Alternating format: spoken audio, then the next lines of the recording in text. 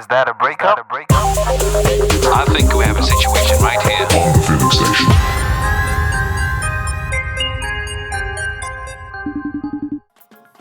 Hello. Hello, what's happening? Hey. I hope you can tell the excitement in my voice. I hope it's giving me away. Oh my gosh. Yes, I can so tell. I'm extremely nervous, so this is a good balance. Now, this is hardly the place to be nervous about anything. We are so chill on the Feeling Station podcast. Welcome. Thank you so much. Thank you for having me. So before we go too far, I need to tell you I'm recording an episode of the Feeling Station podcast. So please do your best not to say your name, okay? Oh my gosh. Yes, I needed that reminder because If you watch me. if you accidentally do say your name, don't panic too much. I'll be able to bleep it out in post, so we should be okay. Yes. Okay, Right. okay. And now, for those listening to this podcast for the first time, it touches on breakup stories that people would like to talk about with a view to give you lessons that you can learn from the individual's experience. Now, some of the stories have been a bit dramatic, some have been funny, some have been sad, but either way, we hope you get the gems that my guest is going to share today. Now, we had a really brief chat earlier on in this week where we were getting acquainted with each other and building some rapport. And you mentioned something very interesting to me. You mentioned to me that you're non-binary, right? Yes. And yes. for the benefit of those who are listening to today's episode, what does it mean to be non-binary? To be non-binary means to not identify with the gender binary that is male or female, Okay. and to believe that I am an entire complete person, even though I sit somewhere in between that binary. And I should mention that I am biologically female, quote unquote, just so people don't confuse being non-binary with being biologically intersex. Oh, right. Right? Okay. Those are two very different things. Yeah. Yeah. And I think that's something that people confuse very easily, isn't it? Oh yes, yes. I think really when it comes to terms that introduce people to other ways of thinking about gender, people tend to be very nervous and almost aggressively so, Yeah. and very uncomfortable with the idea that people be living very differently from them sometimes, and that's okay. And I guess that's probably because there's an education piece that's required for a lot of people just so that they understand more, right? Yeah. I will say that there's definitely an education piece required. Yeah. And I will also say people can educate themselves No. and also listen. Yes, thank God for the internet. Thank God for Google. You Thank God know? for everything online because there's a host and heap of Exactly. information that people can get into. I think the normal thing for people to think is say, look, I'm supposed to be educated by someone. They never Oh, take yeah. the step to introspectively say, no, I need to do the learning myself. So yeah, thank you for dropping that gem. Sure. And I hope that sure. actually inspires those who are listening to this episode to start looking into that after our conversation today. Okay, so as you know, the podcast is doing really well. We've Yay, yeah. congratulations. Yeah, I should say I just got into it and I love it. It's so thank you. insightful. Thank you very much. And part of the reason why it's doing so well is really because of two main factors. One, I do my best to try and keep my guests anonymous, and that means I need to give you a name. Okay. And for this particular episode, I've gone to the home country of Zimbabwe. That's where I'm from. And the name that I have for you is Tatenda, Yeah. which is a really common and popular name in that country. And that means we are grateful because there's a lot of things we need to be grateful for. And particularly as I'm approaching the end of the year, I'm recording this literally 2 days before New Year's. I just want to be grateful that I'm alive. Amen. You know, and Listen, what a year. it's been a really tough and difficult year. And I think for us to sit down and have this conversation is nothing short of God's grace and something that we need to be thankful for. So I've given you the name Tatenda. And what are you grateful for? Oh, I am grateful for the gift of life, truly, and in the most literal sense this year, because I feel like life has been, just the concept of living has Yeah. been extremely fickle and volatile for so many people Yeah. this year. And I'm also grateful for the privilege to still be living like a relatively calm and stable life in the midst of all this chaos, because I know that that's something a lot of people don't get to have right now. So I Absolutely. am particularly aware of it. Yeah. Amen to that. So, your name is Tatenda. What is the name that you're going to give the person you're going to talk about today? I literally, like, when you said your name is Tatenda, I was like, Uh-huh. excuse me, in my head. Why? Why is that? I totally forgot. Okay. So, my name is Tatenda, Yep. and today I will be speaking about, let's call her Megan, because she reminds me of the stallion. Ooh, Mm-hmm. really? Mm-hmm. That is Mm-hmm. very interesting. Yes, And, yes, and and yes. Megan the Stallion has been doing a lot of big things with the music lately. Listen, I'm so proud. I'm so proud. I feel like I know her. People look at me funny when they say I'm down with Megan's music. They're like, really? I'm like, yeah, man, that stuff is some real hot girl shit. Oh, Just like she says. yes. We love a Megan Stan. Oh yeah. Right, and the second bit, that's made the podcast really popular is the fact that we draw out real life lessons from the conversation we have today. Yes. So, what lesson or lessons would you like people to learn from your breakup story? So, first of all, I'd like for people to learn that it's okay to recognize that you're better as friends Ooh, than in a relationship. Yeah, it's okay to be okay with changing the dynamic of how you relate to someone, even though you had romantic feelings for them and it was mutual before. wow, that must be something really difficult because Yeah, I yeah. know a few people who are friends, and then they crossed that line, became romantic, and going back to the point where they were friends was near impossible. Yeah, yeah, So yeah. what you're I saying get is that that. it's okay to recognize that you're better as friends, and if you can go back to being friends, go ahead and be friends, right? Go ahead and be friends. And Okay. even if it takes a little time, that's cool. It shouldn't be something that it shouldn't be something that you force. At the same time, the relationship shouldn't be forced either, Yeah, yeah, you true, know? true. Yeah. Okay. And then my other big lesson I'd say is, have conversations about cultural differences Ooh, from the get-go, and don't just assume that you are both coming from the same cultural place simply because your feelings are mutual. ooh. Okay. This is the first time I've come across this. And Oh, really? yeah, I mean, it's not everybody who really pays attention to cultural differences, but they can be something that makes or breaks a deal. Truly, truly can. And so, why not just from the go acknowledge that there will be differences, you Yeah, know? yeah, Yeah. yeah. I think part of the reason why people don't acknowledge that there'll be differences is people consider themselves to be open-minded. And once you consider yourself to be open-minded, you think you're adaptive to any culture, so it shouldn't matter whether you have that Oof. conversation or you don't. But I mean, that expression you just gave, that big sigh, is a big sign that whoa, that's a wrong way of approaching it. You have to pay attention to cultural differences. Exactly. Okay, Exactly. nice. Have you got a third lesson? No, it's those two, and we'll pick up more as we go along. I would say my third lesson probably kind of ties into the second one Mm-hmm. somewhat. Mm-hmm. I'd say really accept someone where they are. If someone is really earnest with you about, wanting to establish a relationship with you, but they tell you, facets of how they relationship or of who they are, what circumstances they are in life, that may be like new to you or that may hit you kind of hard, like accept that rather than make them a project, you know? Okay. Yeah, yeah. That is very interesting. And I've fallen victim to this myself. Where I was with someone and I felt okay, I could make them what I wanted them to be, and it ended horribly wrong.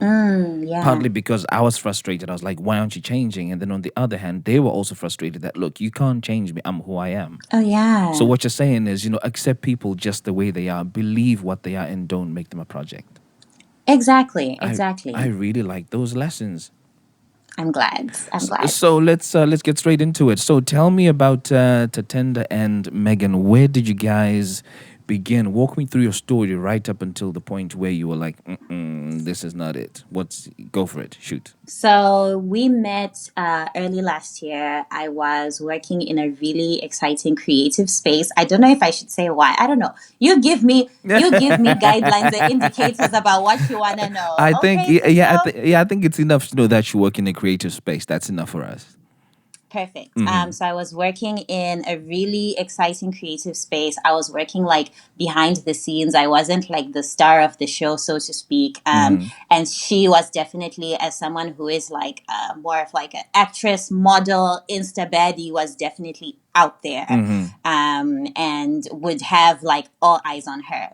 And so during this process of preparing for like the particular event that we were working on, I would see her around, and like I was truly taken by her. Like I was stunned by her. I thought she was so beautiful, and just so confident and bold and present, and like really loved herself. And if like I don't necessarily have a type, but I like when people like are aware of their hotness. I think that's really awesome. It's very attractive. So Extremely. so just digging a little into you as a person. You know the saying that goes opposites attract, right? Is it true? If particularly in your case, because she's very aware of who she is. She's confident. She's vibrant. All of this stuff. Are you more conservative, chilled, laid back? I would say that I wouldn't call myself conservative, but in terms of sort of having all eyes on me, I would say I'm more laid back in that sense. I don't really prefer to have all eyes on me. I'm Yeah. more of like the hype man. Okay. And I would say I definitely present myself as more of like a serious eccentric person, and not necessarily the like super outgoing Gotcha. extroverted, social butterfly who fits everywhere. Gotcha. Makes sense. So, Yeah. yeah, so I would say that those were the ways that we were like particular opposites, at least that I was very aware of from the beginning. So when Megan, yes. Yeah, you're Megan. Yeah, Megan. Megan. Megan. Yes.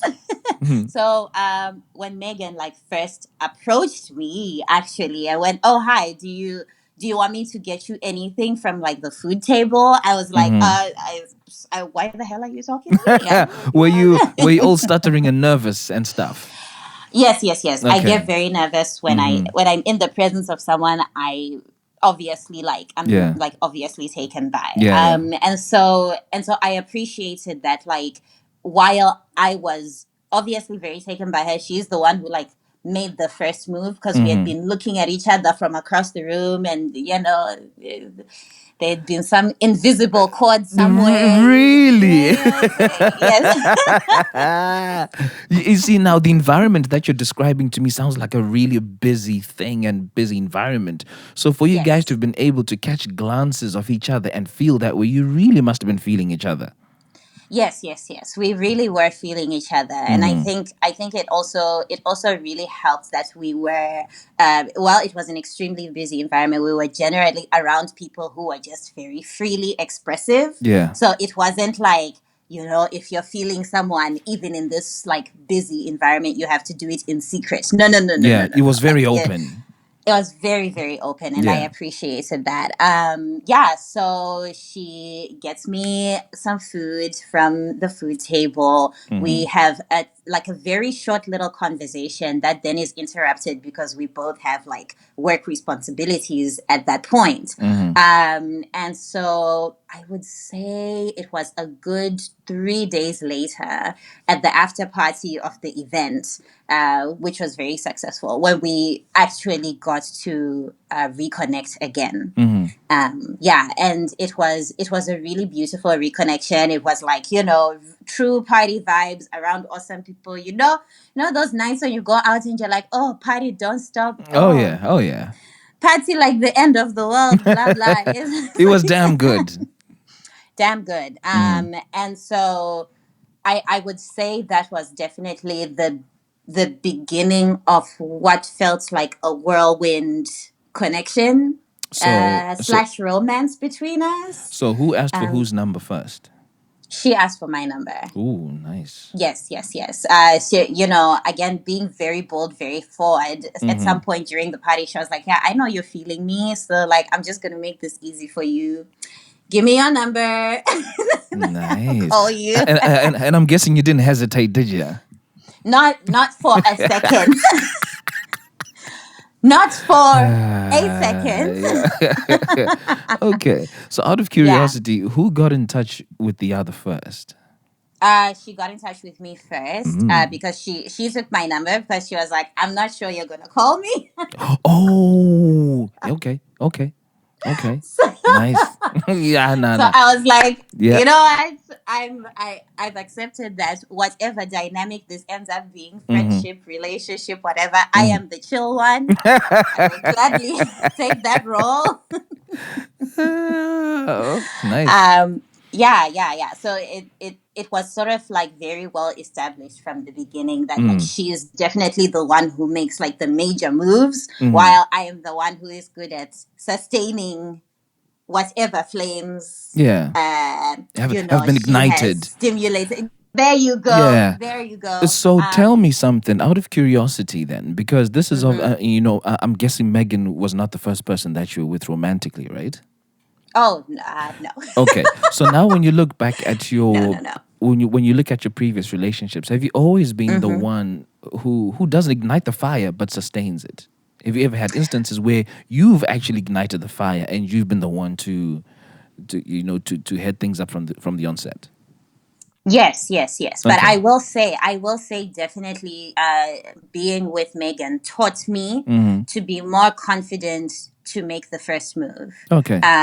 Yes, like she really has taught me how to boldly approach people and how to not be afraid of rejection and stuff like that, because like while I definitely have had times where I'm very confident to do that, Mm-hmm.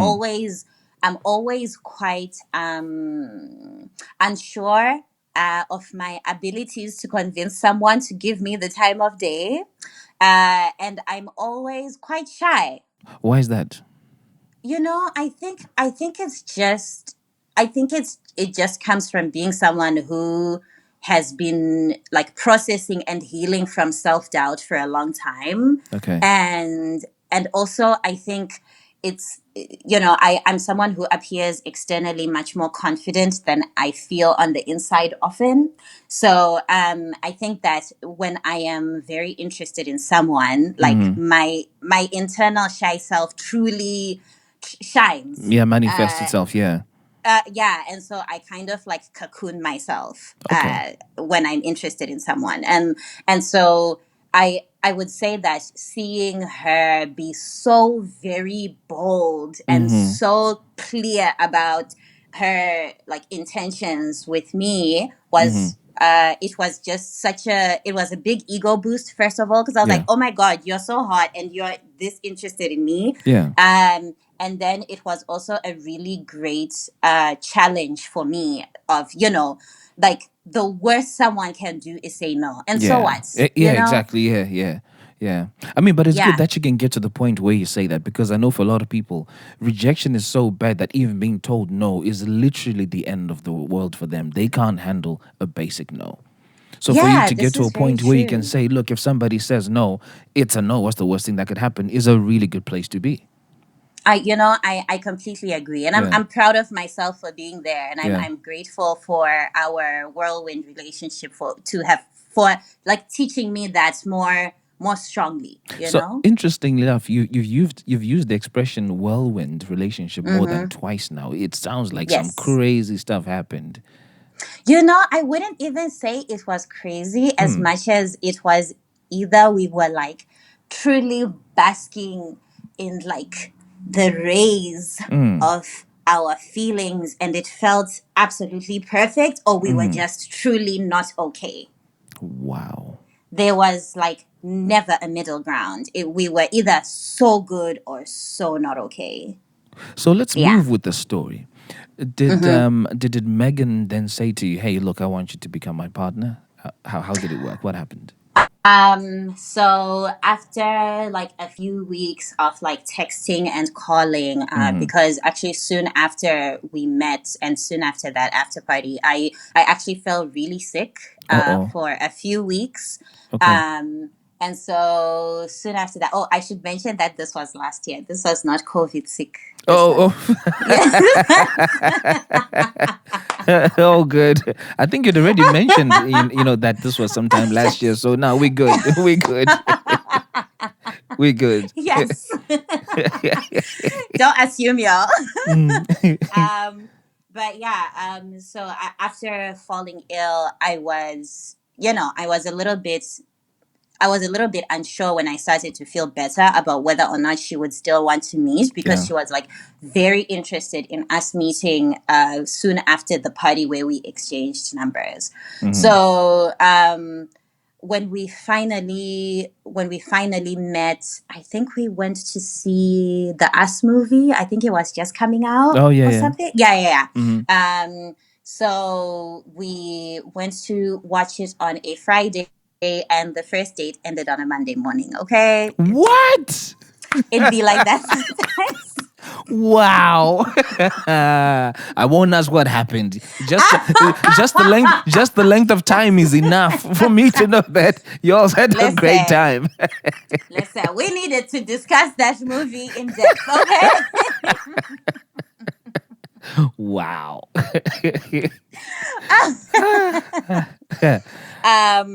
So it was during this incredible multi-day date that she said, I think that you're awesome, and I have never met anybody like you. I'm kind of fascinated by you, and I really want to see what we can build here. So will you be my partner? Wow. And this is this is on the Monday? This is on the Sunday night. Wow. This is nuts. Okay. Yeah. So here's a personal question for you. As Tatenda, do you kiss on the first date? Oh, yeah. Wow. I like how you say that. Like it's a no-brainer. Like, really?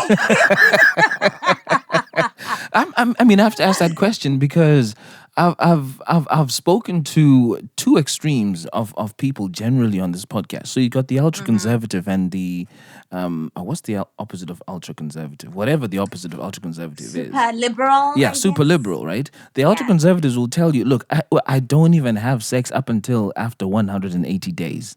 Right. Oh yeah. And then the super liberal will tell you, like I had a guest on one of the episodes, I think it was episode 21 or 22. He met this girl when they were having a chat in the street at like 12, and by 2 p.m. they were having sex. Oh yes. Yeah, you see what I mean? The energy. So, which of these two were Tatenda and Megan? Were you guys the ultra conservative or the super liberal? Tatenda and Megan were definitely the super liberal, but I would say I'm someone who especially last year. Yeah. I would say until the end of last year, I was at a place where relationships for me were not like, or not even just like romantic relationships, even sexual, were not so big a priority. So even if I met someone I really liked or I had great chemistry with, I'd be like, I very often be like, but I have work to do tomorrow. I have to be up by 5 to like. Wow. So we'll make plans at some point when I'm less busy. We're gonna reconnect. So it's something that I always try to make clear, like from the get go, that like while I am so open to constantly spending time with you, like I chase the bag quite aggressively. So I'm not always going to be available the way you want me to, or the way even I want to be. Okay. Yeah. So I would say for like, even if I hadn't fallen sick between the time we really first started this thing and when we finally went on the first date, there would have definitely been a bit of a lag in us meeting up, just because I was already so distracted by my work. Yeah. So did you guys have sex that first date? Come on. Yes, of course. I can't make assumptions, guy. Yes, plenty And of now, it. and now you see, there's a reason why I'm asking that question. Ah, Do you reckon it was so good it prompted Megan to say, "Look, I want you to be my boo" so quickly? What is it that? yes. wh- I absolutely believe that that was a part of it. I do think that we had like great sexual tension, like and sexual chemistry from like the first day we met. We were very aware of it at the Yeah, party, yeah, and so when we finally got to like meet again, yeah. it just it just really like bubbled over. You know that's a really good space and position to be because I know of situations where people have had this tension build up, and then when it came to the act actually happening, it was total disaster. This is very true. Total disaster. So you, This is true. in your case, Yeah. it sounds like all the right boxes are being ticked. And so Yes, in a yes. funny way, I'm like, oh man, why are we even having a podcast about a breakup? I know, You know? right? Yeah. Jeez. Yeah. So No, up until that point, it was truly like I was like, wow, this is perfect. I am so blessed, right? Too blessed to be stressed. You know, so I was really so happy, especially that weekend. so what happened to you guys? Um. Oh my gosh, should I just continue from there? Yeah, of course. Pick it up. Pick it up. Okay. So after that first date, I would say we really started to establish a relationship, to build a relationship, and we didn't. One thing that even from then I was very aware of is that like we didn't actually set out to get to know each other that well. Like, there was a lot of physical chemistry, so we truly took advantage of that. But also, a lot of times when we were around each other, we would be like around her friends, Okay. or we would be together, but like, watching something that we really enjoy or having like a conversation about current affairs. There was very little, especially in the beginning. There was very little. Tell me about your background. Tell me about your family history. Tell me about like how you came out. Like tell me about your queer journey. Things like that. We didn't really make space to ask each other those things from the get go, and so I was, even while having this beautiful time with her and while still being able to talk to her for hours, Yeah. I was aware that there are a lot of gaps we are not filling for each other. There are a lot of assumptions we are making about each other's respective backgrounds here. So here's a question for you. If you're realizing all of this stuff, why weren't you asking the questions? This is a really good question. Yeah. I'm not sure, and I don't. and this is, I'm afraid I don't believe you're not sure. It's very valid for you to say that. It's very valid for you to say that. Could it I do be- think that Could it be? there's Could it be because you knew you were in such a good thing, you didn't want to say stuff that could have rocked the boat? there's definitely that. There's definitely that element. And I will also say that up until that particular relationship really opened my eyes a little bit more. I had always been someone to kind of overly romanticize relationships with women or with non-binary people. So like queer relationships to me, up until that point, I had always sort of accepted in my head quite unhealthily that I would like for that relationship to always feel like a happily ever after. I see. And Okay. and I never really wanted to address the fact that even within queer relationships, there are going to be areas where we don't understand each other. There are going to be particular issues where we truly cannot relate, and we need to talk about that lack of relatability. And so these things, they will start to crop up on their own, and so that's what started happening with us. So as I said, this is someone who is also like very big on Instagram, actually quite big. Yeah, I can't give Yeah, of an course. indicator of Of course. numbers. Yeah, Yes, yeah, yes. yeah. But they're doing well on through Instagram. And so they are very comfortable putting a lot of their life on Instagram. Whereas me, I'm quite a private person online in general. And when it comes to relationships, especially, while I'm okay generally with people knowing if I'm partnered or not, um, queer relationships are really tricky because I do feel like once someone knows that, a person they identify as a woman is like dating another woman, according to them, like it becomes, coming from a really conservative African society, that becomes a problem in itself. And so I was not ready at that point Of to have course. a public Yeah. queer relationship. Yeah. But this is what she assumed from the go that we were doing, because also we were vibing so well, so it felt very natural for her to like grab her phone and be like, yeah, let's take a photo. So I I'd be like, yeah, see. sure, we're gonna, I'm at your house for the first time, no problem, let's take a photo. But that photo then immediately went onto Instagram or Insta stories, and it was a bit of a shock for me. It was a bit of a shock for Okay. me.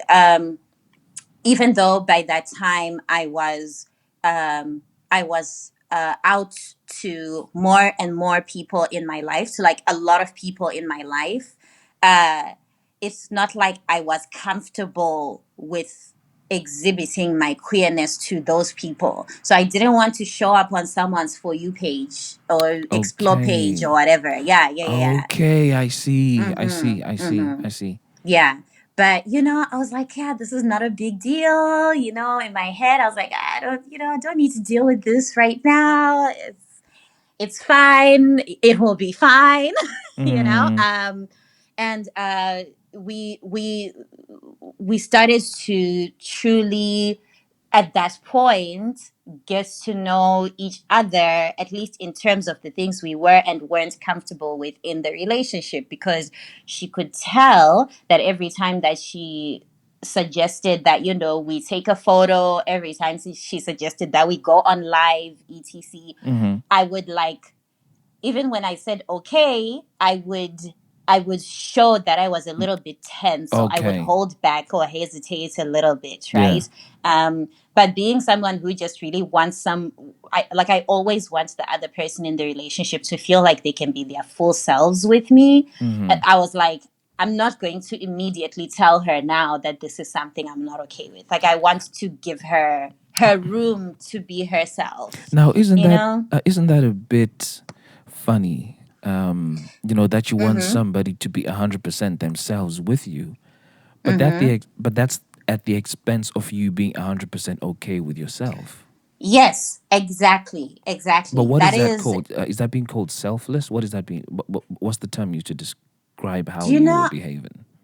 I mean, it's selfless to the point of like being toxic to yourself, I think. That's not a good thing, though, is Because it? it was, in hindsight, it was really a terrible way to move in this Mm. relationship, because nothing stopped me from expressing myself Yeah. to Megan. Yeah. And she had already sort of showed me that she was really into me outside of whatever other constructs she expects this relationship to have, right? Mm. Especially like outside of like a social media context. I already knew that, like, when she met me, I was very shy. Mm-hmm. She could already tell that I was very shy. She like overtly said, I know you're probably not gonna call me, so I'm gonna make sure I have your Yeah. number, even if you're taking mine. Like, Yeah. Yeah. and so it was truly me being self-destructive, more than anything else. I was self-sabotaging the relationship at that point. And it was becoming obvious to her because now she's noticing that you're really tense. Now, what was the impact of that? Exactly. Did she start withdrawing at that point? So at that point, I decided that we need to have like one really big conversation about putting the relationship on the gram. I was like, How okay, how far into the we need relationship to were you talk. at this point? a month A or a month. couple of Okay. months. Yeah, Okay. almost 2 months. Yeah. Okay. Cool. So I sit her down and I'm like, I'm so happy to be here. I'm so happy to just be nominated, girl. But when it comes to social media and this relationship, it's tricky for me to keep putting us out there because there are people in my family who don't know that I'm out. And because of where I come from, that might be a big issue. Yeah. If they see you on my explore page or if they see you and I in our tagged pictures. Um, and and she was quite taken aback, she didn't expect it, but she in the beginning tried to be very understanding, without asking for too much context. So you see, I think we just kept building this wall of like not knowing Yeah. about each other and not like asking each other more, because I think both of us at that point really yearned for like a beautiful happily ever after fairy tale type relationship. So as soon after we had that conversation, we she stopped, bringing her camera out when we were together and everything. Then we went to a party that her one of her close friends was hosting, and I this is sort of when I met like her like the biggest group of people that she considers to be friends, because this is Yeah. someone who's like extremely sociable and really good with making friends with a whole lot of people, and maintaining those friendships. So at this party, I'm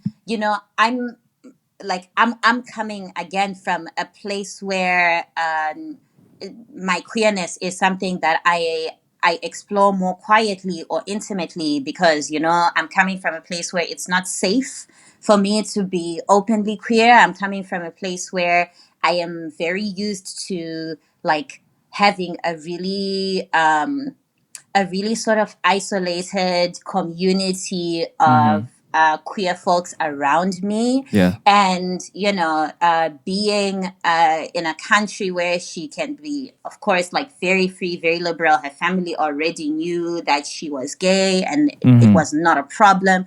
Like her and her friends, the way that they related to me as a queer person was just, we could tell that like while we have this one common identifier, we are definitely not from the same types of like LGBT plus communities. Like we Okay. couldn't be more different. So the culture shock was truly obvious, especially for me, but I think even for her, because a couple of her friends, she later told me, were like, "Oh, are you sure that like Tatenda is very comfortable with their queerness? Are you sure that they're truly like out? Because it seems like this is someone who is sort of only beginning to be comfortable around queer communities." Right. And one of her friends told her, like, while we support all types of relationships, it doesn't seem like you two have really bridged the gap between your respective LGBT plus cultures, Interesting. Yeah. yeah, and it was. I think that I really appreciated her friends for saying that, because I think they could have said it in a much more harsh way. It could have definitely been like, "Oh, if she's not, if like if Tatenda is not out and proud and is not it does not sort of exhibit the same like really outgoing extroverted personality we associate with queer folks in this country, Yeah. like just like dump them, just Yeah. leave them, Yeah. you know what I mean? Then they're not the real deal. So get rid of They're them. not the real deal, exactly. So I really appreciated that there was sort of like a tenderness to the way that the whole Yeah. conversation was had.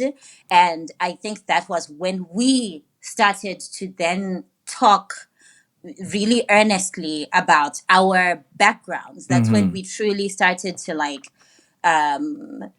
to I guess that's when we started coming out each other in terms of our respective queer histories, you know. And that was definitely a much more simple conversation from her end than it was from my end. Right. um because, you know, for her it was like, yeah, you know, I knew I was gay since I was a child. I told my parents when I was 8 that like I love women. And they were like cool, and everybody just knew from that time, and they were always supportive, and they know I'm going to be like married to a woman eventually, and it's great.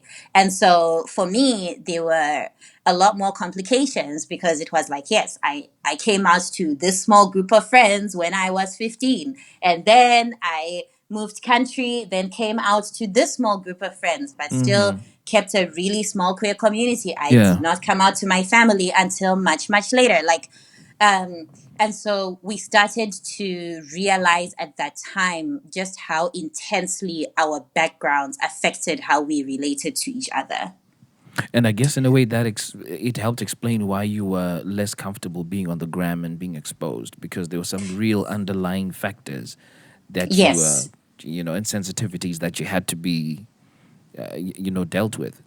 exactly, Okay. exactly. Okay. Now, the problem is, I feel like things could have gone really, really kind of beautifully from here, and we could have really been a great balancing act together. But from my end, I think the problem was after we had that conversation, then Megan kind of made it her responsibility to be my guide into Okay. queerness and Right. queer culture and external queer validation. And Oh, right. yes, Okay. In fact, so yes, this is what makes your two lessons very alive. First one, I mean, the second one you gave was that pay attention to cultural differences, because these were presenting a real problem for you too. And then the third lesson was accept people the way they are. Don't make them a project. So exactly, Megan was turning you into some form of project to try and yes, get you fixed up and become like she expected you to be. exactly, Ah, exactly, yes. how did that make you So feel?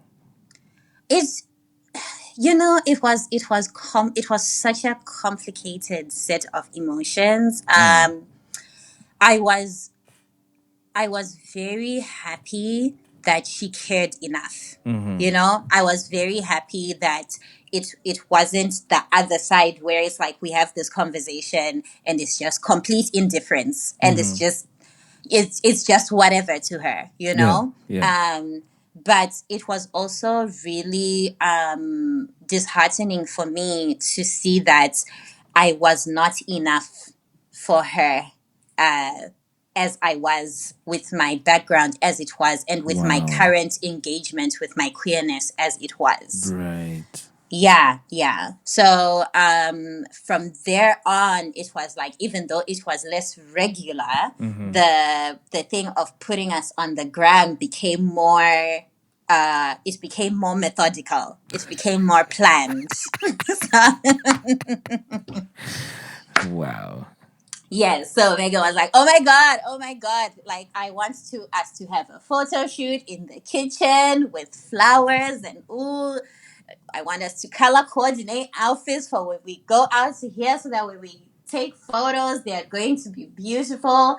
Um, we went to this. It was like a listening party, an album listening party, and we were feeling like really like cutesy and romantic. So we were kissing at some point. One of her friends took a picture, and without asking me, she immediately put Wow. it on Instagram Oh my God. and wrote this whole story about, oh my god, like Oh my partner is wow. amazing, like their Oh their queer journey wow. was so difficult, but look at us now Oh living the wow. dream. Wow. Whew. Whew. Wipes brow. Yes, it was very stressful for me because it was like, Yeah. how do I even explain to you that this is not what I want? Mm-hmm. You know, how do I even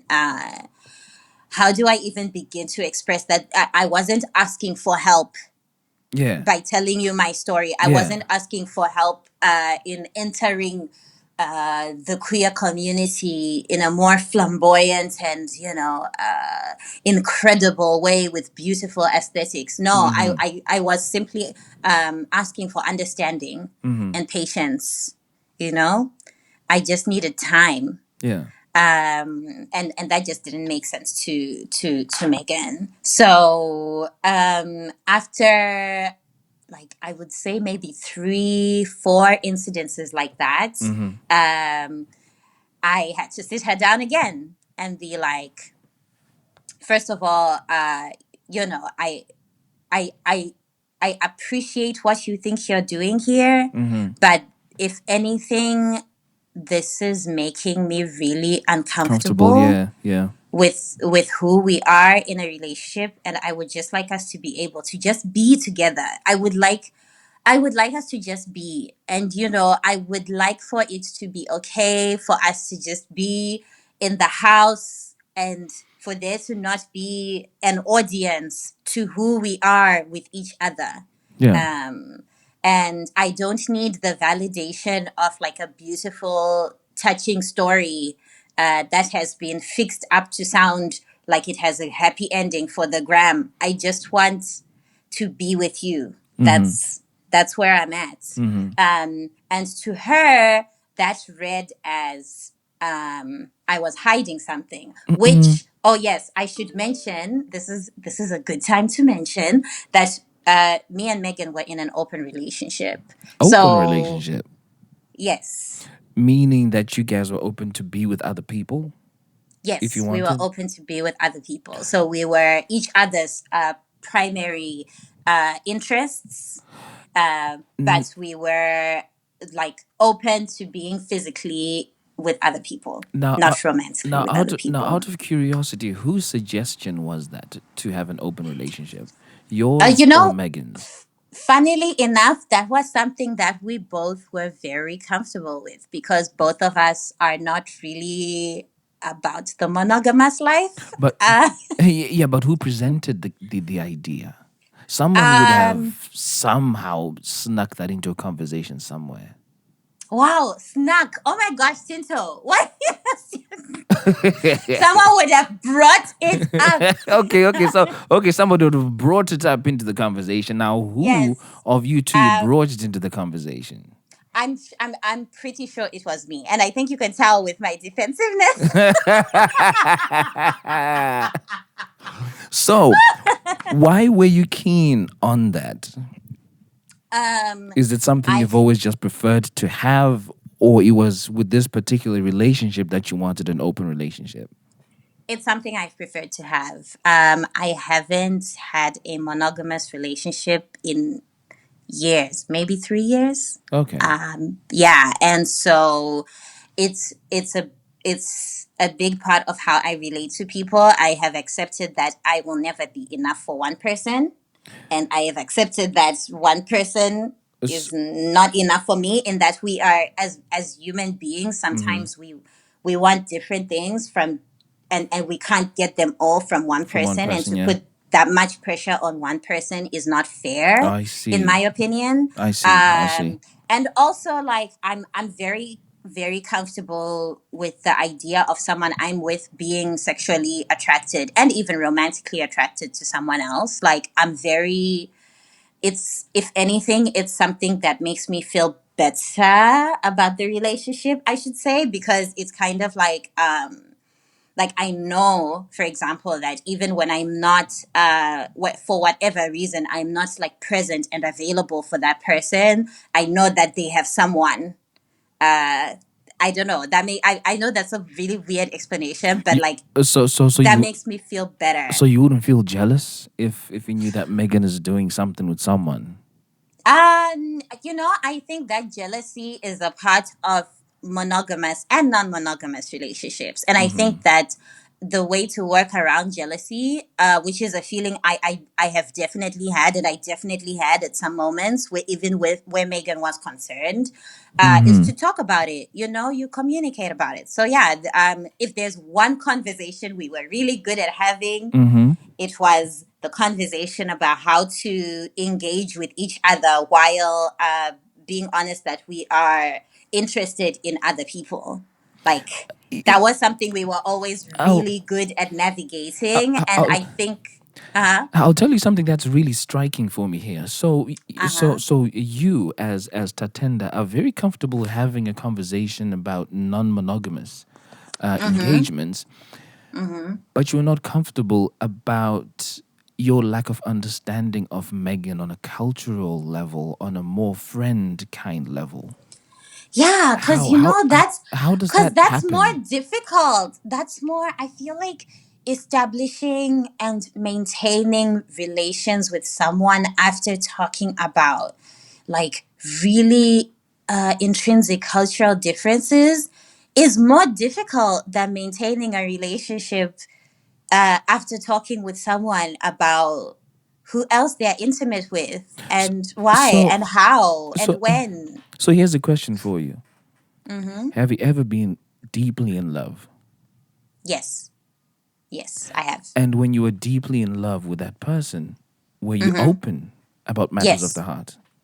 Yes, I S- was. s- Well, it took me a long time to be, okay. definitely. And also it took them it took that other person having the initiative to tell me very earnestly about their feelings for me to feel like I could tell them about mine. Why are you afraid of your feelings?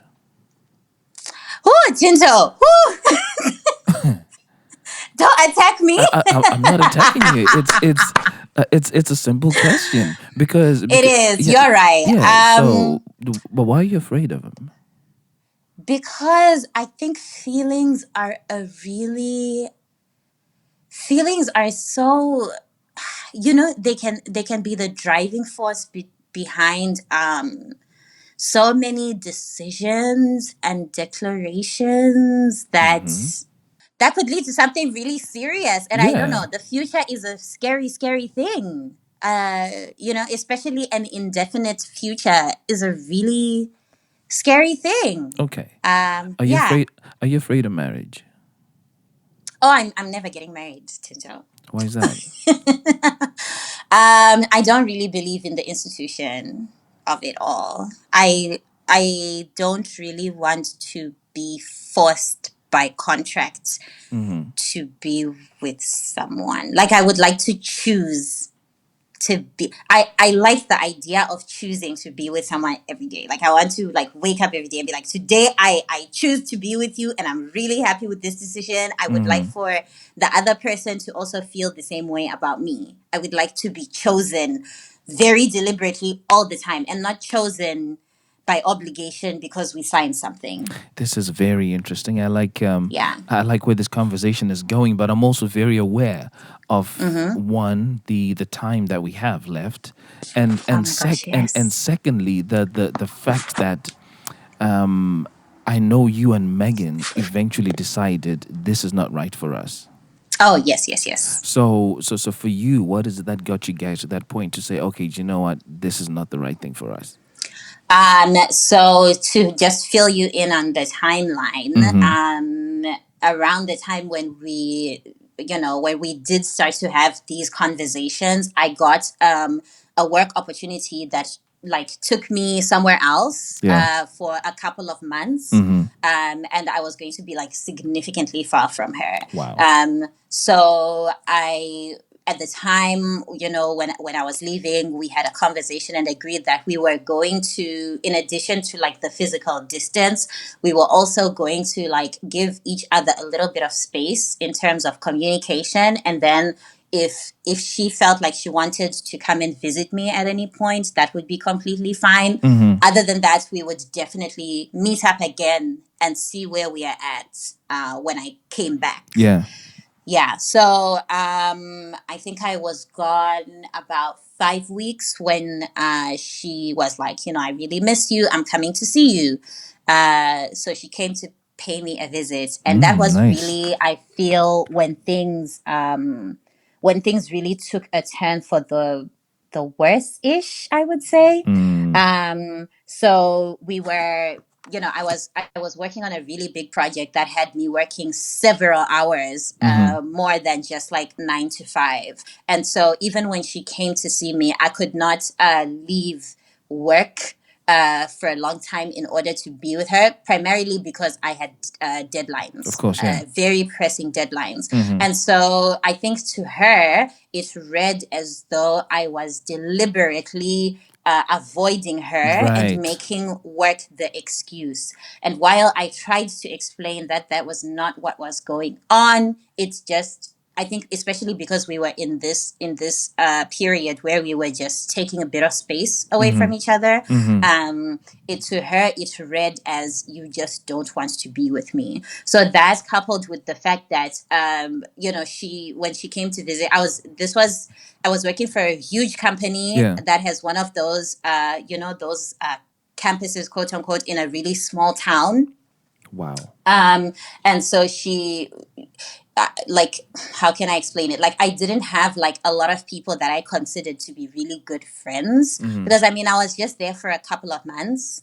I was very busy. So like, establishing friendships was not my goal. As I said already, when I'm chasing the bag, sometimes that's all that matters. Yeah, of course, yeah. So while I introduced her to a couple of people that I worked with, I think what she had expected was to like for me to like organize like a social gathering very similar to like how she would friends, and for like me to like present a scenario where we'd be vibing, me, my workmates, her, and they would like, my workmates would know without doubt that like this is someone that I'm very serious with. And Okay. yeah. And so when she brought that up, I said, I this is a lot of expectations on me. Like, first of all, you know that I'm much more of a lone wolf than you are. I love to have friends, but I'm okay with my friends being very distant from me, and then being people I mostly like text or call. I'm Yeah. cool with that. And I'm also not going to make friends with people in 5 weeks to the point where I'm going to introduce like you to them and be like, yes, this is my girlfriend. It's just not how I operate. And this is something you had said from day one. This is It's something I something said that from day one. that they Yeah. knew. Yeah. Yeah. So I think really it was a very emotionally charged interaction for both of us. So while Megan was supposed to be visiting me for a week, the visit was cut to 3 days. Whoa. Yes. And so when she told me that she bought an air ticket and is about to head home, I said, okay, well, what does this mean for us? And she said, I think that we should take a break. And I said, what we were doing before, we had said we are taking space, we are taking a small break from each other. So I think we need to define this as a breakup. Whoa. Yeah. Do you feel like it was easier for you to let her go than it was for her to let you go? Oh, that's a really good question. Because to me, that's what it feels like. To an extent, yes. I do think that it did help me that like I had other things that I considered priorities at that time.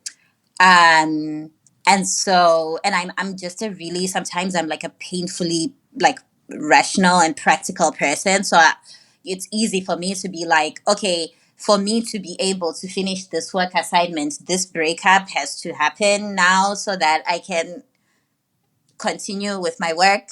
I can be I would say incessantly cold. I would say that's pretty cold in that way.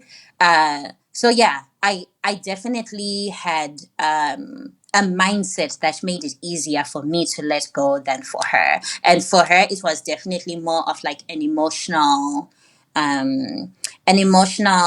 like obstacle for her to decide to let go of the relationship.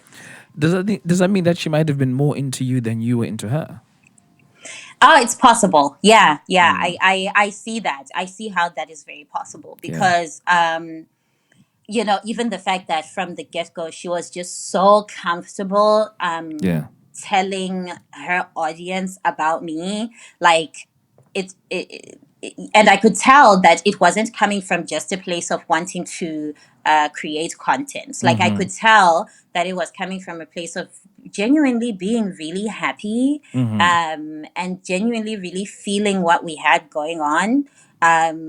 It's just that the byproducts of all that is what I didn't want. But like her, in terms of her feelings, I don't doubt at all that she really felt very strongly for me, and it was like it was a beautiful thing. It's something that I will never shame anybody for their feelings. Yeah. And there is absolutely no reason to do that. And like, if anything, it was on me when I was already noticing that there were particular things I was uncomfortable with in the relationship.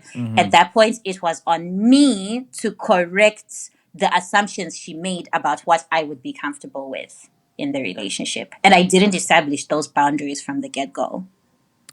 That is very interesting. Yeah. And it all really ties in your lessons very, very well. So just as I'm wrapping this up, I think I clearly see where you say sometimes it's okay to recognize, that you are better as friends than you are as lovers. Yes. And yes, I should mention that like we are really great friends. Yeah. We are, it took us some time. It took a few months of us not communicating, but I reached out and I said to her, I'm really sorry about how things ended, because I do feel like I have a huge part to play in things starting in a way where we were not like completely open with each other, Right. and we were like selectively open with each other, and there were things that we should have been much more communicative about that we weren't. So we've really established a great friendship since then, and she's going to listen to this podcast. Oh, What's wow. up, Megan? Oh, hello, Megan. What's happening, Megan? You're right, love.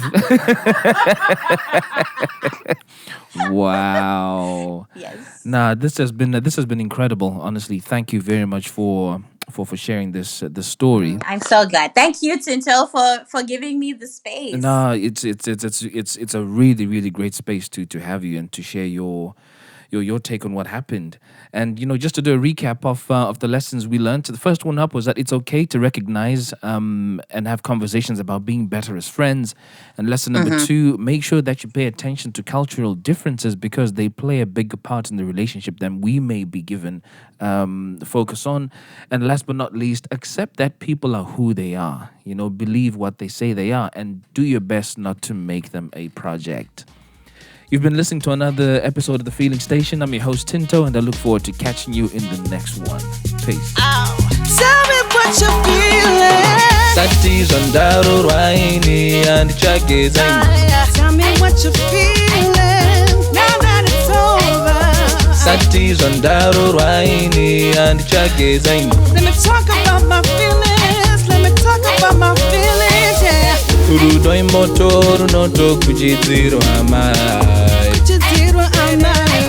Love is a fire. Urudoi motoru noto kujidziru amai.